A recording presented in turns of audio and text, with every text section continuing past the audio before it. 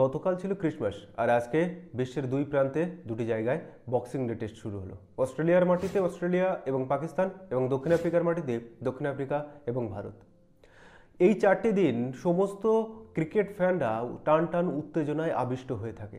কিন্তু Australia, England, Ireland, Canada, দক্ষিণ Africa ও ত্রিনিদাদের এই জনপ্রিয় উৎসবের সাথে ক্রিকেটের কি সম্পর্ক?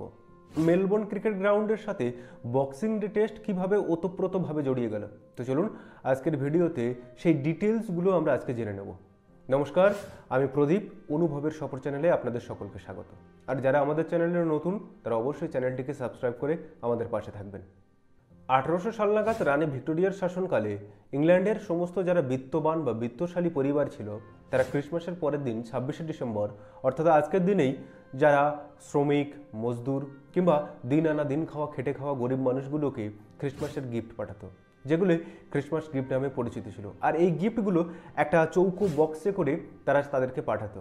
অনুমান করা হয় যে ওই ছোট ছোট যে বক্স, চৌকো বক্স, সেখান থেকে নাম এসেছে বক্সিং ডে। কিন্তু বক্সিং ডে দিনটির সাথে ক্রিকেটের পথ চলা শুরু হয় 1892 সাল নাগাদ অস্ট্রেলিয়ার এক শেফিল্ড শিল্ড ম্যাচের মধ্য দিয়ে। ম্যাচটি অনুষ্ঠিত হয়েছিল অস্ট্রেলিয়ার ভিক্টোরিয়া এবং নিউ সাউথ ওয়েলস দলের মধ্য দিয়ে। যদিও এই ম্যাচটি কিন্তু অতটা ভাবনা চিন্তা করে করা হয়নি।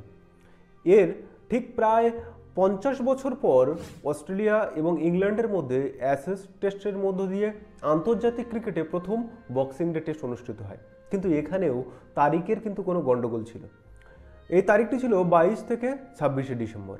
1952 সালে অস্ট্রেলিয়ার দক্ষিণ আফ্রিকা সফরের পর থেকে 1966 সাল পর্যন্ত এই বক্সিং ডে টেস্ট বন্ধ ছিল। এটি আবার ফিরে আসে 1967 সাল নাগাদ। কিন্তু তখনও পর্যন্ত এই বক্সিং ডে টেস্ট শুধুমাত্র ইংল্যান্ডের ওভাল এবং অস্ট্রেলিয়ার অ্যাডিলেডেই অনুষ্ঠিত হতো। এখনকার মতো এমসিজি বা মেলবোর্ন ক্রিকেট গ্রাউন্ডে অনুষ্ঠিত হতো না। 1980 সালের পর থেকে এমসিজিতে পাকাপাকিভাবে বক্সিং ডে টেস্ট অনুষ্ঠিত হতে শুরু করলো।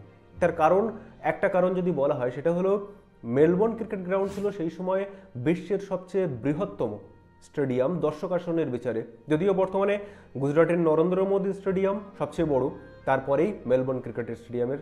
আর দ্বিতীয় যে কারণটির জন্য এমসিজিতে পাকাপাকিভাবে বক্সিং ডে টেস্ট অনুষ্ঠিত হতে শুরু হলো সেটি ছিল 1975 সালে বিশ্ব চ্যাম্পিয়ন ক্লাইভ লয়েডের ওয়েস্ট ইন্ডিজকে 85,000 দর্শকপূর্ণ এই এমসিজিতেই অস্ট্রেলিয়া হারিয়ে দিয়েছিল। ফলে অস্ট্রেলিয়া ক্রিকেট বোর্ডকে সিদ্ধান্ত নিতে খুব সাহায্য করেছিল যে বক্সিং ডে টেস্ট হবে এই মেলবোর্ন ক্রিকেট গ্রাউন্ডে।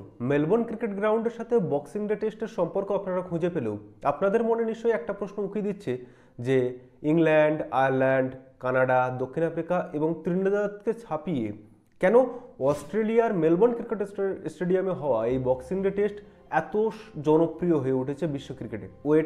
তারও কারণ আছে। কারণ 25শে ডিসেম্বর ক্রিসমাস হওয়ার পরের দিন 26শে ডিসেম্বর তারিখে অস্ট্রেলিয়ার সমস্ত স্কুল, কলেজ, অফিস ঘাট সমস্ত কিছু বন্ধ থাকে এবং এখানকার মানুষেরাও কাজ করার মুডে থাকেন না। অনেকটা আমাদের এই কলকাতায় যখন দুর্গাপূজা হয় ঠিক যেরকম পরিবেশ থাকে সেই পরিবেশটা এখানে থাকে। ফলে ছেলে থেকে মেয়ে, বাচ্চা থেকে বুড়ো, 8 থেকে 80 চলো ক্রিকেট দেখে আসি, এটাই হচ্ছে ক্রিকেট অস্ট্রেলিয়ার মোটো। তো এইভাবে তারা সমস্ত দর্শককে মেলবোর্ন ক্রিকেট গ্রাউন্ডে ক্রিকেট দেখতে নিয়ে যাওয়ার জন্য এই 26শে ডিসেম্বর তারিখেই বক্সিং ডে টেস্টেই আয়োজন করার সিদ্ধান্ত নেয়। ভিডিওটি শেষের আগে এই বক্সিং ডে টেস্টে ভারতের পারফরমেন্স কেমন ছিল সেটা একটু জেনে নেওয়া যাক। এখনও পর্যন্ত 1985 সাল থেকে অস্ট্রেলিয়ার মাটিতে ভারত মোট 9টি টেস্ট খেলেছে, যার মধ্যে 5টি হেরে গেছে, 2টি ড্র হয়েছে এবং 2টি জিতেছে, যার একটিতে ক্যাপ্টেন ছিলেন বিরাট কোহলি, আরেকটিতে আজিঙ্ক্য রাহানে। এখনও পর্যন্ত বক্সিং ডেতে অনুষ্ঠিত হওয়া মেলবোর্ন ক্রিকেট গ্রাউন্ডে ভারতের যে কজন ব্যাটসম্যান সেঞ্চুরি করেছেন তার মধ্যে বীরেন্দ্র সেহবাগ, বিরাট কোহলি, সচিন টেন্ডুলকর প্রত্যেকের একটি করে সেঞ্চুরি এবং আজিঙ্ক্য রাহানে একমাত্র ভারতীয় ব্যাটার যে বক্সিং ডে টেস্টে যার 2টো সেঞ্চুরি আছে। আর দক্ষিণ আফ্রিকার মাটিতে 1992 থেকে এখনও পর্যন্ত যে কয়টি টেস্ট ম্যাচ হয়েছে মোট 6টি, তার মধ্যে ভারত 4টিতে হেরেছে এবং 2টিতে জিতেছে, যার একটিতে অধিনায়ক ছিলেন বিরাট কোহলি। তো এই ছিল বক্সিং ডে টেস্টে ভারতের পারফরমেন্স। এখনও পর্যন্ত বক্সিং ডে টেস্টে সবচেয়ে ভালো পারফরমেন্সকারী দল হলো অস্ট্রেলিয়া এবং তারপরে নাম আসে ভারতের। তো দেখা যাক এবারের বক্সিং ডে টেস্টে ভারত দক্ষিণ আফ্রিকাকে হারাতে পারে কিনা। বিশ্বকাপ হারানোর যন্ত্রণা তো থাকবেই, তো সেই যন্ত্রণা শো তো এখান থেকে ওঠে কিনা সেটা দেখার বিষয়। তো এই ছিল বক্সিং ডে টেস্টের খুঁটিনাটি বিষয়। আশা করি ভিডিওটা আপনাদের ভালো লেগেছে। আর যদি ভিডিওটা ভালো লাগে তাহলে অবশ্যই বন্ধুদের মধ্যে শেয়ার করে তাদেরকে জানার সুযোগ করে দেবেন। আর হ্যাঁ, আমাদের চ্যানেলটিকে যেন সাবস্ক্রাইব করতে ভুল করবেন না। তো দেখা হচ্ছে পরের কোনো ভিডিওতে। ততদিন ভালো থাকবেন, সুস্থ থাকবেন আর অবশ্যই নিজের খেয়াল রাখবেন।